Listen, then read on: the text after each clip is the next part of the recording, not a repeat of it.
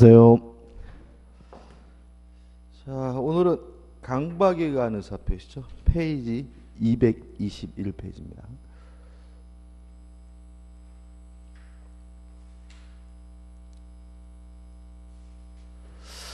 자, 강박에 의한 의사표시는 뭐냐면요. 이런 겁니다.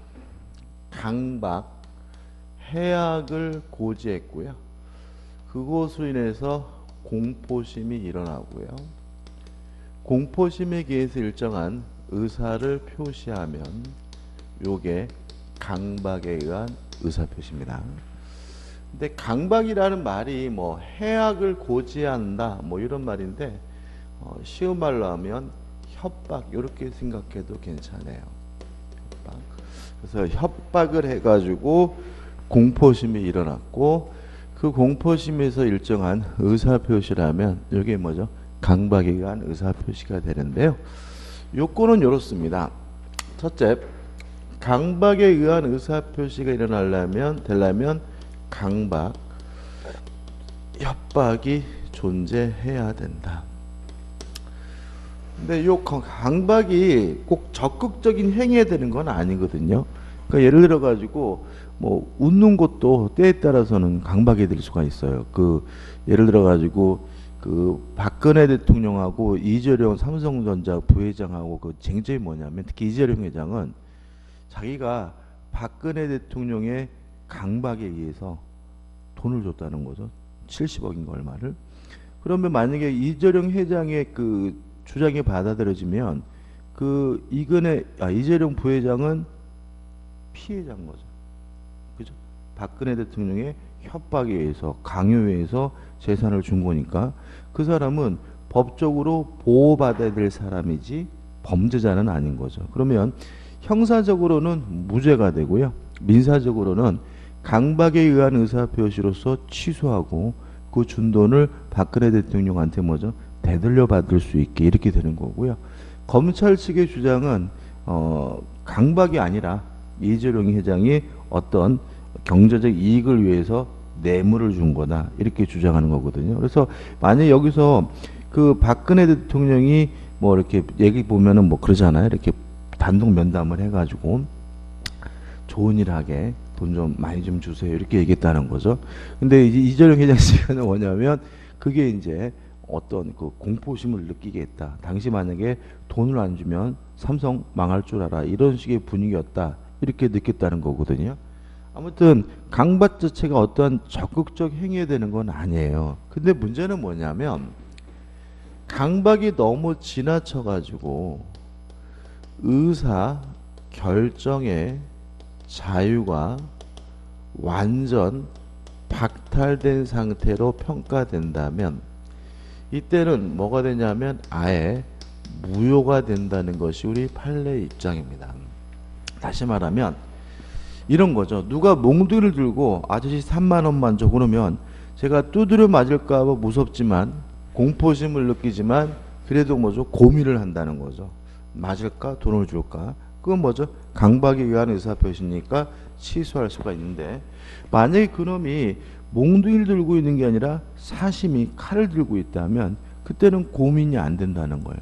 저는 실질적으로 의사를 결정할 수가 없다는 거죠. 다시 말하면 의사결정의 자유가 완전 박탈된 상태라면 이때는 누구하고 다름이 없냐면 의사 무능력자와 다름이 없기 때문에 의사 무능력자와 유사하기 때문에 그때는 아예 취소할 수 있는 정도가 아니라 아예 무효가 된다 이런 거거든요. 이것도 박근혜 대통령과 좀 관련이 있어요. 제가 이름을 까먹었는데 박정희 대통령이 이름을 까먹었네. 박정희, 유경수 무슨 재단이죠? MBC 예? 유경재단 그죠? 유경재단인가요? 맞나? 아무튼 그게 뭐 MBC 사옥도 가지고 있고 뭐 영남대학 뭐 이것도 가지고 있고 막 수천억의 재산인데 그거를 이제 뺏었다는 거거든요. 유경재단이 아니라 이게 무슨 유경재단은 어린이회관 쪽이고 다른 건데 아무튼 그래서 그분의 유가족들이 소송을 제기해 가지고 의사결정의 자유가 완전 박탈된 상태에서 무효니까 재산을 돌려달라고 소송을 제기했어요. 근데 이제 이 재판이 참 공교롭게도 박근혜 대통령이 그 대통령 선거 나와가지고 방송 토론할 때 대법원 판결이 났거든요. 근데 우리 판례는 어떻게 판시했냐면 박정희 대통령의 강압에 의해서 재산을 준 거니까 그것은 강박은 맞다. 그렇지만 그게 의사결정의 자유를 완전 박탈된 상태로 볼 수는 없다. 그래서 취소할 수 있는 정도지만 무효인 것은 아니다. 라고 판시를 했어요. 근데 이제 제가 지금도 기억이 나는 게 이제 토론 과정에서 이제 다른 사람이 이제 박근혜 대통령 그 얘기를 물어봤단 말이죠. 그랬더니 그분 박근혜 대통령이 화를 버럭 내면서 법원이 강박 자체가 없다라고 인정을 했는데 이런 얘기를 왜 하느냐, 이거 음해다, 이런 식으로 얘기했거든요. 근데 판결 내용은 그런 뜻은 아니었어요. 강박은 인정했습니다. 강박은 아닌데, 강박은 인정되는데 그게 의사결정의 자유를 완전 박탈된 상태로 볼 것인가, 그것은 아니라는 거죠. 그래서 그분들 유가족들이 강박을 이유로 취소하는 것은 가능하지만 무효라고 주장할 수는 없다는 판례지, 그 자체가 강박은 아니고 뺏은 거는 아니라는 판례는 아닙니다. 아무튼 강박이 있는데 그것이 만약에 의사결정의 자유가 완전 박탈된 상태라면 그때는 아예 무효가 된다는 거 기억해 두셔야 되고요. 그 다음에 모든 강박이 다 강박에 의한 의사표시는 아니고요. 강박이 위법해야지만 강박에 의한 의사표시가 돼요. 근데 위법이라는 말은 저번 주 우리가 사기하면서 말씀드렸지만 비난 가능성의 존재죠. 비난할 정도여야 위법한 것이고 강박이다, 이렇게 되는데 우리 판례는 이 강박 위법에 대해서 둘로 나뉩니다.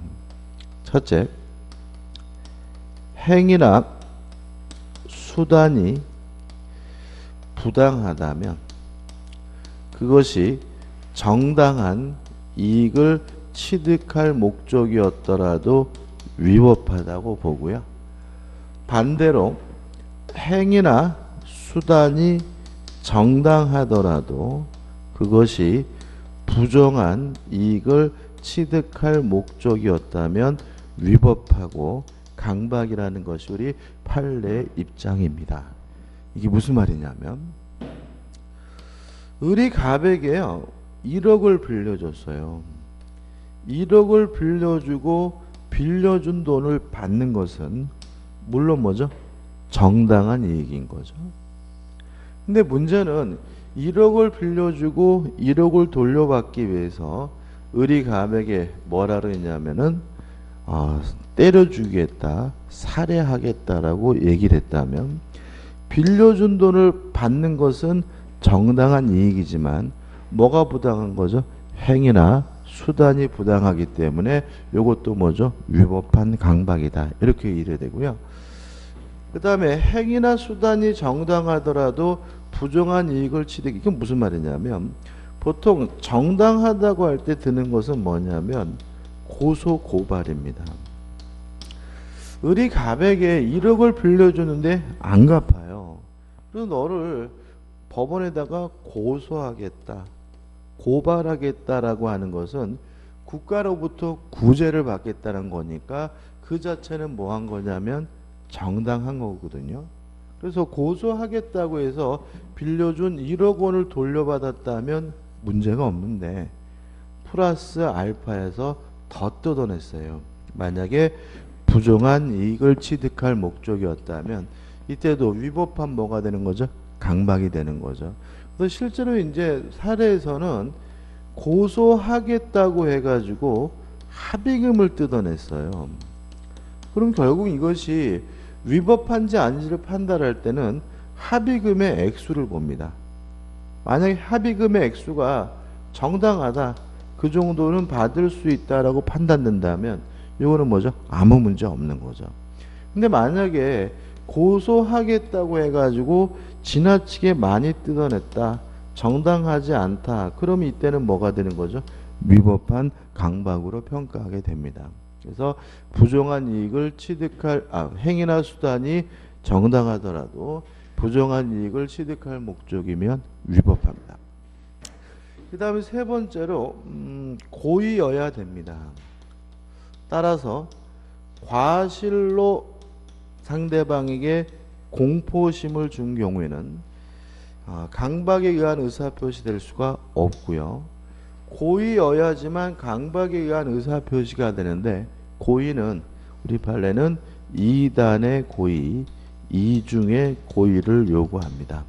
다시 말하면 강박을 해서 공포심을 일으키겠다는 1단계의 고의만으로는 부족하고요. 그 공포심을 일으키고 있는 사람으로부터 일정한 의사표시를 받겠다라는 2단계의 고의가 필요하고요. 마지막으로 인과관계가 필요한데 이 인과관계는 굳이 객관적일 필요는 없습니다. 주관적인 것만으로도 충분하다는 것이 우리 판례 입장입니다. 원래 인과관계라는 말은 요 강박으로 인해서 공포심을 느끼고 공포심에 의해서 일정한 의사표시를 했다. 세 가지 요건이 연결돼야 된다는 얘기인데 너무 추상적이죠. 그러니까 실제로 이건 무슨 말을 의미하냐면 객관적일 필요가 없다는 말은 일반인들의 입장에서는 공포심을 느낄 정도가 아니라 하더라도 표자의 입장에서는 공포심을 느낄 만한 정도였다면 그것도 뭐죠? 인과관계가 있고 그것도 뭐죠? 강박에 의한 의사표시한 얘기죠. 우리 판례 어떤 게 있냐면은 벼락 맞아 뒤지라 그랬어요. 벼락 맞아 뒤지라 그러면 일반인들은 뭐 공포심을 느낄 정도는 아닌 거죠. 그러면 객관적으로 뭐가 없는 거죠? 인과관계가 없는데 실제로 그 상대방은 공포심을 느꼈어요. 그래가지고 벼락 맞을까봐 무서워가지고 외출을 못했어요. 그렇다면 그분에게는 뭐죠? 주관적으로 인과관계가 있는 거니까 벼락 맞아 뒤지라 이것도 뭐가 될 수 있어요? 강박에 의한 의사표시가 될 수 있다. 이렇게 되는 겁니다. 그 이제 보시면은 의 나와 있고 요건에서 간단하게 나와 있죠. 한번 꼭 읽어보시기 바라고 넘겨보시면 이제 3번 해가지고 사기 강박에 의한 의사표시의 효과가 나옵니다. 자, 일단 사기를 당했거나 강박을 당했으면 뭐 할 수 있냐면 취소할 수 있어요. 자, 그럼 생각해 보자고요. 자, 갑이 을과 만나가지고 매매 계약을 했는데 을이 갑에게 사기를 쳤다. 강박을 쳤다. 그러면 갑은 을과의 매매 계약을 뭐 할 수 있냐면 취소할 수 있거든요. 여기까지 뭐 어려움이 없습니다. 특히 이러한 취소를 가지고 선의 제3자, 모르는 제3자에게 뭐 하지 못하냐면 대항하지 못해요. 근데 문제는 뭐냐면 우리 교재 이 제3자의 사기 강박을 한 경우죠. 자, 이런 문제입니다. 갑이 을과 만나가지고 매매 계약을 했는데 병이 갑에게 사기를 쳤어요. 병이 갑에게 강박을 했어요. 이랬을 때 요 갑이 요 사기 강박을 당했다는 이유로 취소할 수 있느냐, 이게 문제가 되죠. 왜 그러냐면 만약에 갑이 병으로부터 사기 강박을 당했다는 이유로 을과의 매매 계약을 만약에 취소한다면 엉뚱한 누가 피해를 보냐면 상대방이 피해를 보게 되죠. 다시 말하면 사기 강박한 놈은 병인데 피해를 보는 사람은 누구죠? 상대방. 이렇게 되기 때문에 우리 민법은 항상 취소할 수 있는 것은 아니고 요 상대방을 보호할 필요가 없을 때 상대방이 알았거나 또는 알 수가 있었을 경우에만 취소가 가능하다라고 민법에 규정을 두고 있습니다. 다시 말하면 상대방이 아닌 제3자가 사기 강박을 친 경우에는 언제 취소할 수 있냐면 상대방이 알았거나 또는 알 수가 있었을 경우에만 취소할 수 있고요. 만약에 상대방이 선의이고 무과실이라면 이때 갑은 을과의 매매 계약을 사기 강박을 이유로 뭐 할 수 없냐면 취소할 수가 없다라는 게 우리 민법의 태도입니다. 그거 자적이죠. 좀 생각을 해볼 것은 뭐냐면 우리 교재 우측에 판례도 있는데 판례는 나중에 볼 거고요. 오늘은 상대방이 선의이고 무과실이어서 취소를 못한다면 갑은 어떻게 할 것인가. 이때 갑은 병에게 불법행위를 원인으로 손해배상을 청구하게 됨을 좀 주의하시기 바랍니다. 자, 우리가 불법행위가 뭐였죠? 고의나 과실로 타인에게 손해를 입히는 걸 우리가 불법행위라고 하고요. 사기나 강박은 다 위법하고 다 뭐가 필요하죠?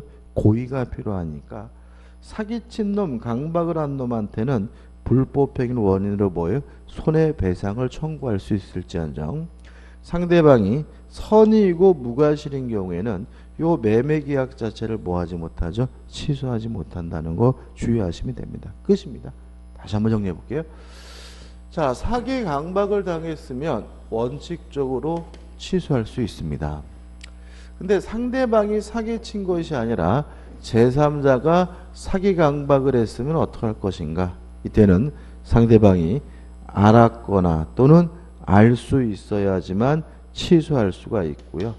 상대방이 선의이고 무과실이면 뭐하지 못하죠? 취소하지 못합니다. 그럼 어떻게 할 것인가?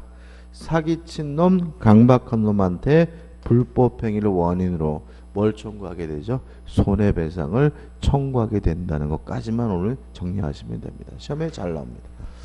그 다음 우측에 보시면 하단에 제3자에 대한 관계가 나오는데 이러한 사기 강박을 이유로 취소한 경우에는 선의의 제3자에게 대항하지 못한다. 나와 있고요.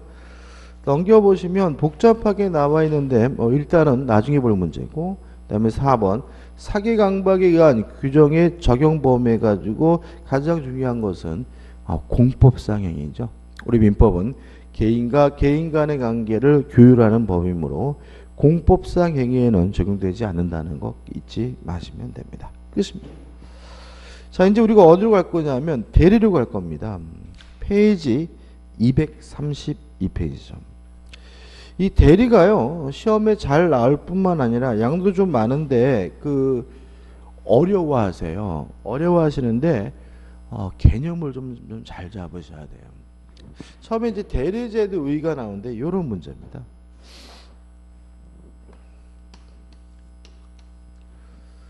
갑이 본인이고요.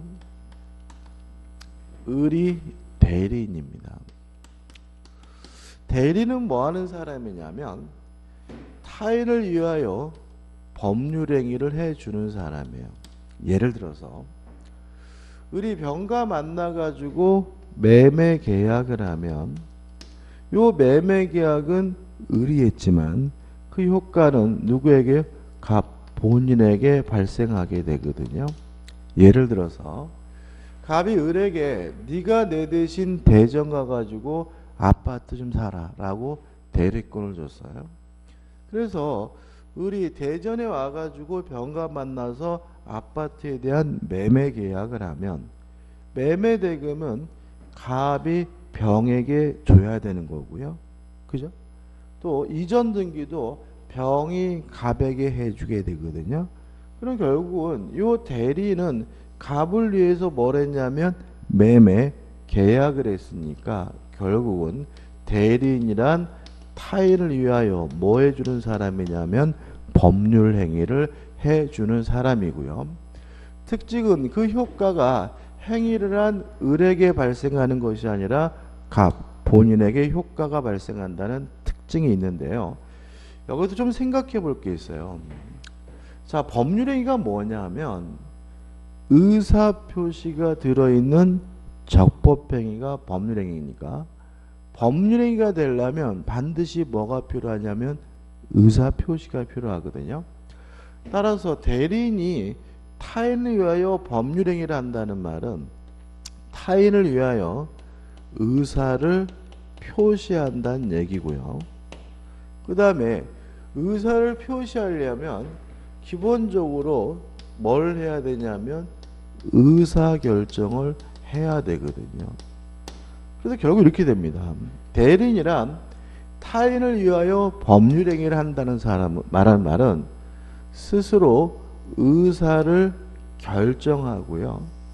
결정된 의사를 표시함으로써 타인을 위하여 법률 행위를 해주는 사람이겠다는 뜻이 되고요. 그 대리는 한마디로 말하면 타인을 위하여 의사를 결정해 주는 사람이라는 게 대리의 개념이 됩니다. 그래서 대리를 이해할 때 단순히 남을 위해서 일해 주는 사람 이렇게 이해하면 안 돼요. 남을 위해서 일해 주는 사람은 좀 이따 볼 건데 사자라고 합니다. 그래서 대리인이 되려면 스스로 뭘 해야 되냐면 의사를 결정해야 돼요. 그래서 스스로 의사를 결정하고 있는 사람은 대리인, 남을 위해서 대신 일해주는 사람은 사자 이렇게 됩니다. 예를 들어서 네가 내 대신 대전 가가지고 아파트 좀 사라 라고 했다면 을은 대전에 와가지고 어떤 아파트를 구입할 것인지 어느 금액에 구입할 것인지 스스로 의사를 결정하기 때문에 이 사람은 뭐가 되냐면 대리인이 되는데, 만약에 갑이 을에게 네가 내 대신 대전 가가지고 둔산동에 있는 크로바 아파트를 3억 5천만 원에 사라 이랬으면 그 사람은 사자가 됩니다. 왜냐하면 모든 의사결정은 누가 결정한 거죠? 갑 본인이 결정한 거니까요. 그래서 우리가 여기서 이제 대리가 어려워지게 되는 이유는 단순히 남을 위해서 일해주는 사람이 아니라 스스로 의사를 결정해주는 사람이 대리인이다. 이걸 갖고 가야 되는데 자꾸 공부하다가 단순히 남을 위해서 대신 일해주는 사람으로 이거를 바꿔버려요.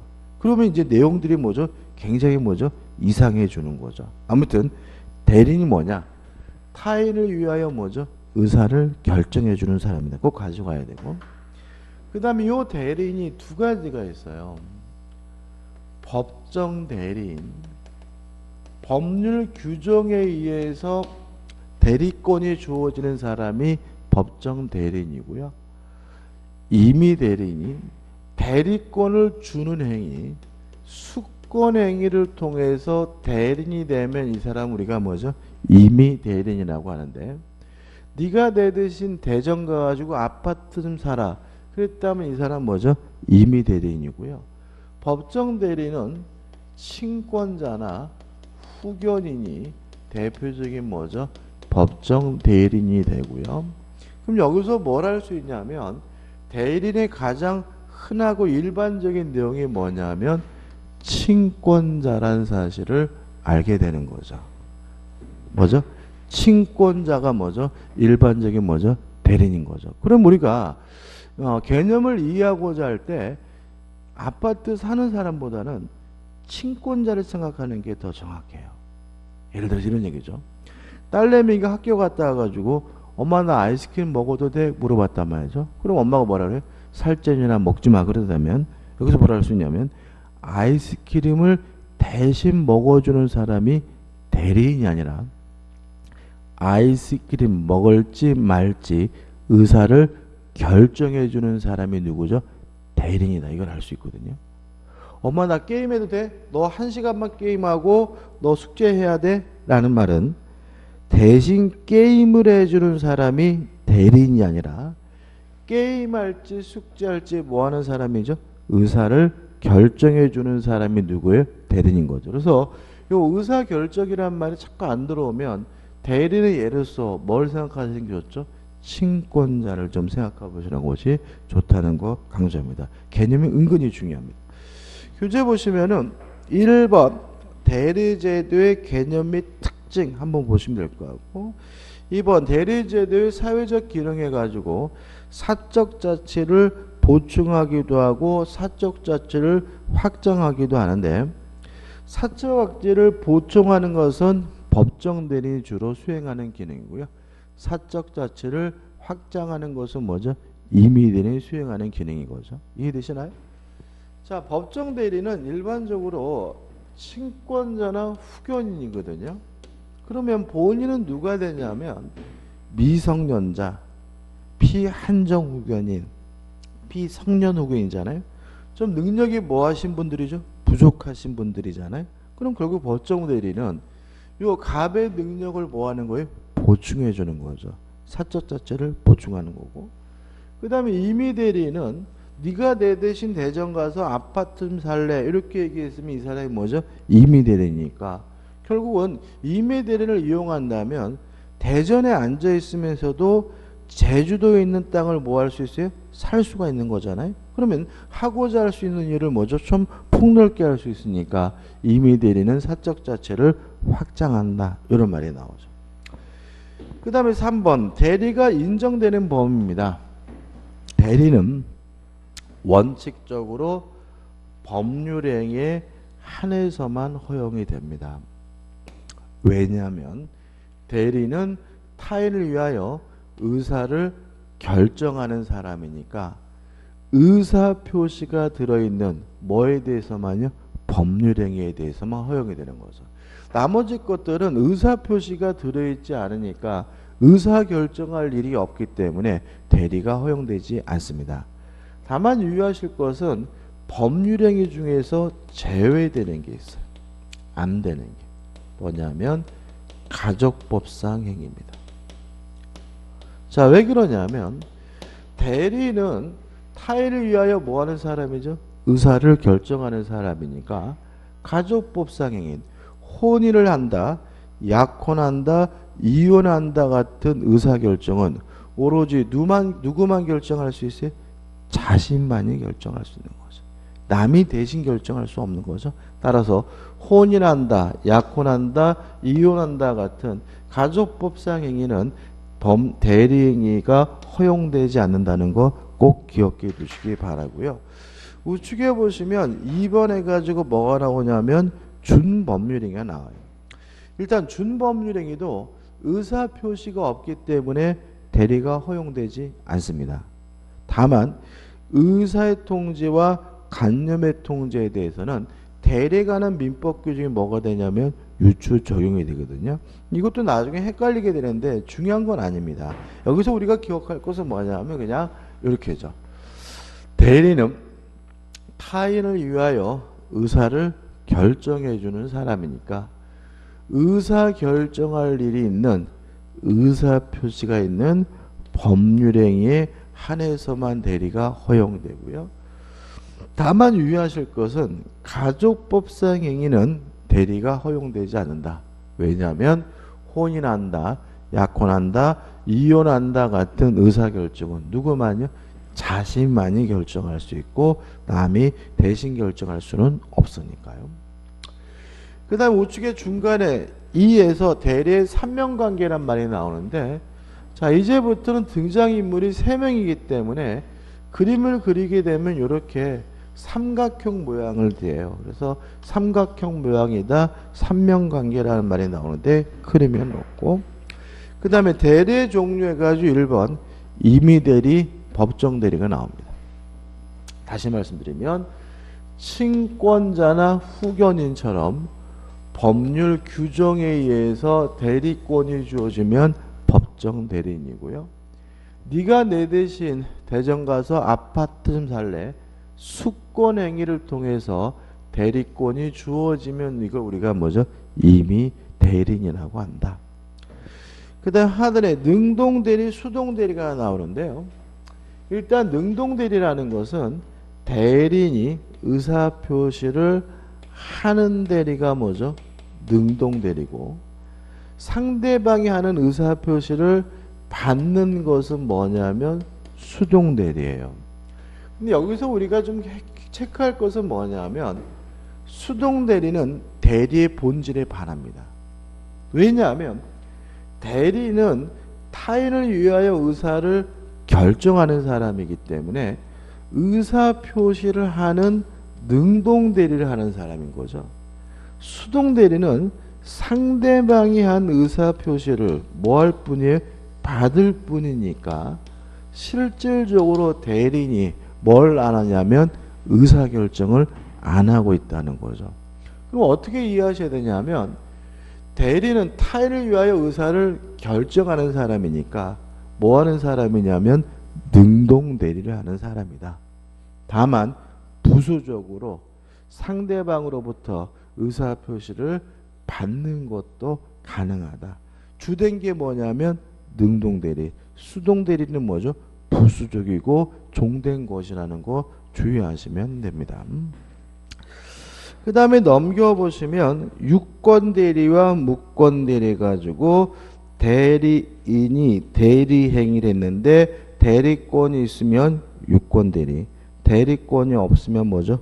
무권 대리 이렇게 되고 4번 대리와 구별해야 될 개념에가 1번 대표가 나옵니다. 한번 좀 생각을 해보죠. 갑이라는 법인이 있어요. 근데 을이라는 이사가 대표죠. 병가 만나가지고 매매 계약을 하면 요 매매 계약의 효과가 법인에게 직접 발생하게 됩니다. 여기까지는 대표와 대리는 본질적으로 같아 보입니다. 근데 문제는 대리는 갑과 을이 별개의 독립된 인격체인데 반해서 대표와 이사는 법인과 이사는 한 몸이라는 점에서 차이점이 있습니다. 자, 이런 얘기입니다. 법인도 사람이기 때문에 법인도 행위를 해야 되고요. 행위를 해야 될 뭐가 필요하냐면 손과 발이 필요한데 그 손과 발과 같은 역할하는 기관을 우리가 뭐죠? 대표 중인 것이 뭐죠? 이사가 되는 거죠. 따라서 이사, 대표 행위가 법인에게 효과가 발생하는 이유는 이사 행위 이코로 뭐예요? 법인 자신의 행위이기 때문에 그런 거죠. 이에 반해서 대리인과 본인은 별개의 독립된 뭐죠? 인격체입니다. 다시 말하면 갑과 을은 별개의 존재인데도 불구하고 본인에게 효과가 기속된다는 점에서 차이점이 있는 거죠. 다시 말씀드리면 이사, 대표 행위가 법인에게 기속되는 이유는 법인과 이사가 뭐죠? 한 몸으로 취급되기 때문에 같습니다. 따라서 대표 행위는 매매 같은 법률 행위뿐만 아니라 그것이 사실행위든 그것이 불법행위든 다 법인에게 효과가 원칙적으로 기속이 됩니다. 왜냐하면 대표 행위 자체가 누구 행위예요? 법인의 행위이기 때문에. 이에 반해서 대리는 타인을 위하여 의사를 결정해 주는 사람에 불과하니까 법률 행위에 대해서만 대리가 허용이 되고요. 사실행위나 불법행위에 대해서는 대리가 허용되지 않는다는 점에서 차이점이 있다는 거 좀 생각해 보시면 좋겠어요. 정리해 볼게요.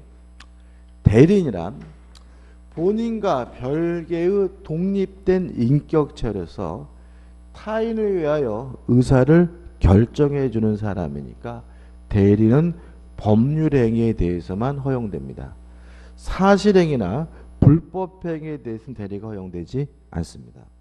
이에 반해서 법인의 대표 행위는 이코로 법인 자신의 행위이기 때문에 대표가 한 모든 행위, 그것이 법률행위든 사실행위든 불법행위든 법인에게 효과가 기속된다는 점에서 차이점을 갖게 됩니다. 쉽게 말하면 본인과 대리는 별개의 분리된 인격체지만 법인과 이사는 뭐죠? 한 몸이다. 이렇게 기억하시면 됩니다. 그 다음에 중요한 게 뭐냐면 사자입니다. 사자. 갑이 본인이고요. 을이 사자입니다. 사자가 만약에 병과 만나서 일정한 행위를 했다면 그 행위가 본인에게 직접 효과가 기속되게 됩니다. 특징은 뭐냐면 개념 뭐냐면 본인이 스스로 의사를 결정했어요. 요 결정된 의사를 사자를 통해서 상대방에게 표시하거나 상대방에게 전달해 주는 걸 우리가 뭐죠? 사자라고 합니다. 다시 한번요. 본인이 결정한 의사를 상대방에게 표시해 주거나 전달해 주는 사람을 우리가 뭐죠? 사자라고 합니다. 그러면 의사결정의 주체가 다르고 있으면 알 수 있죠. 본인 스스로 의사를 결정한 건 뭐죠? 사자. 대리인이 스스로 의사를 결정한 건 뭐죠? 대리인. 그래서 우리가 시작하면서 말씀드렸지만 대리인이 되려면 반드시 스스로 뭘 하고 있어야 되냐면 의사를 결정하고 있어야 된다. 만약에 아무런 의사를 결정하지 않고 본인이 모든 의사를 결정했다면 그것은 사자이지 뭐인 것이 아니죠. 대리인인 것이 아님을 우리 좀 생각해 봐야 되고요. 따라서 사자는 의사결정하지를 않습니다. 따라서 사자로서 허용되는 것은 법률 행위뿐만 아니라 사실행위에도 불법행위에 대해서도 사자가 허용이 되게 됨을 주의하시기 바랍니다. 쉽게 말하면 사자행위가 사실행위라면 본인이 뭘 져요? 책임을 지지만 대리인이 한 행위가 사실행위라면 본인은 뭐 하지 않냐면 책임지지 않습니다. 사자의 불법행위에 대해서도 본인이 뭘 져요? 책임을 지지만 대리인의 불법행위에 대해서는 본인은 뭐 하지 않냐면 책임지지 않습니다. 이것도 이번에 그 박근혜 대통령 재판 과정에서 나와요. 어떻게 나오냐면 박근혜 씨 측의 주장은 뭐냐면 최순실이 대리인이라는 주장을 합니다. 이게 무슨 말이냐면 내가 시킨 것이 아니라 최순실이 알아서 한 거다. 최순실이 뭐죠? 스스로 의사로 결정한 것이다. 이렇게 주장하거든요. 박근혜 대통령 중에서. 만약에 그것이 받아들여진다면 최순실이 한 행위가 불법행위라 하더라도 박근혜 대통령은 뭐라는지요? 책임을 안 집니다. 그죠? 예를 들어 가지고 무슨 뭐 재단을 만든다 뭐 한다 또 뭐 말 어떻게 가지고 박근혜 씨 이름 빌려 가지고 막 돈 받고 다녔잖아요. 그죠? 근데 그것이 만약에 최순실 씨의 스스로 의사결정하에 이루어진 거라면 그것은 뭐죠? 박근혜 대통령이 뭐 할 일은 아니에요? 책임질 일은 아닌 거죠. 근데 검찰 측의 주장은 뭐죠? 아니라는 거죠. 박근혜 씨가 뭐 한 거죠? 결정한 것이고 최순실 씨는 그냥 박근혜 씨의 명령에 따라서 수행한 뭐에 불과한 거죠? 사자에 불과하다는 거죠. 따라서 최순실 씨가 기업으로부터 돈을 받은 이러한 행위는 사자행위고 이것이 불법행위라 하더라도 누구에게? 본인에게 효과가 기속되니까 그 행위에 대해서 박근혜 대통령도 뭘 져야 돼요? 책임을 져야 된다. 이런 논리가 나오게 되는 거죠. 아무튼 마지막 정리해보면 대리인이란 타인을 위하여 뭐하는 사람이죠? 의사를 결정해주는 사람입니다. 따라서 의사를 결정하지 않고 본인이 결정한 의사를 전달해주거나 표시해주는 사람은 대리인이 아니고 이 사람 뭐죠? 사자라고 하고요. 대리는 타인을 위하여 의사를 결정해주는 사람이니까 가족법상 행위를 제외하고는 법률행위에 한해서만 대리가 허용되는 데 반해서 사자는 의사결정할 일이 없으므로 법률행위뿐만 아니라 사실행위, 불법행위도 대리가 뭐죠? 허용되게 됨을 주의하시기 바랍니다. 끝입니다. 그 다음에 이제 간접 대리와 우측에 보시면 간접점유, 제3자를 위한 계약이 나오는데 이건 여기서 볼 문제는 아니에요. 해당 부분에서 볼 겁니다. 그 다음에 우측에 보시면 4번 해가지고 대리의 본질에 관한 뭐가 나오냐면 학설이 나와요. 학설은 중요하진 않는데 한 가지만 간단히 말씀드리면 이런 얘기입니다. 왜 대리인이 법률 행위를 했는데 그 대리인이 한 행위에 대해서 본인에게 효과가 기속되느냐, 요거에 대한 이유예요. 첫째, 대리인이 법률 행위를 하는 것처럼 보이지만 실질적으로는 본인이 한 것이기 때문에 본인에게 효과가 기속되는 거다. 이렇게 이해하는 견해가 본인 행위설입니다. 중요하지 않습니다. 기초니까 말씀드린 거예요. 대리인이 법률을 혼자 한 것처럼 보이지만 실질적으로는 갑과 을이 함께 한 것이기 때문에 갑에게 효과가 기속되는 거다. 이렇게 이해하는 견해가 뭐죠? 대리인 행위설인 겁니다. 아니, 공동 행위설인 겁니다. 근데 이거는 우리 민법이 받아들이고 있지 않죠. 제가 누누이 말씀드리지만 대리인이 의사를 결정한 거고요. 대리인이 뭐죠? 의사 표시를 한 거죠. 근데 왜 그 효과가 본인에게 기속되느냐? 민법에 그렇게 규정하고 있기 때문이다. 이렇게 이해하는 견해가 뭐죠? 대리인 행위설입니다. 그래서 우리 민법은 요 대리인 행위설을 취하고요. 그래서 법률 행위를 한 사람도 대리인이고 의사를 결정한 사람도 누구죠? 대리인이라는 것을 전제하고 시작한다는 거 좀 기억해 두시기 바랍니다. 아무튼 대리에 들어가지고 뭔가 굉장히 많이 한 것 같지만 한 가지 한 거죠. 대리인이란 타인을 위하여 뭐 하는 사람이죠? 의사를 결정해 주는 사람이다. 단순히 남을 위해서 일해주는 사람은 대리인이 아니라 뭐죠? 사자라는 별개의 개념이라는 거 잊지 마시면 됩니다.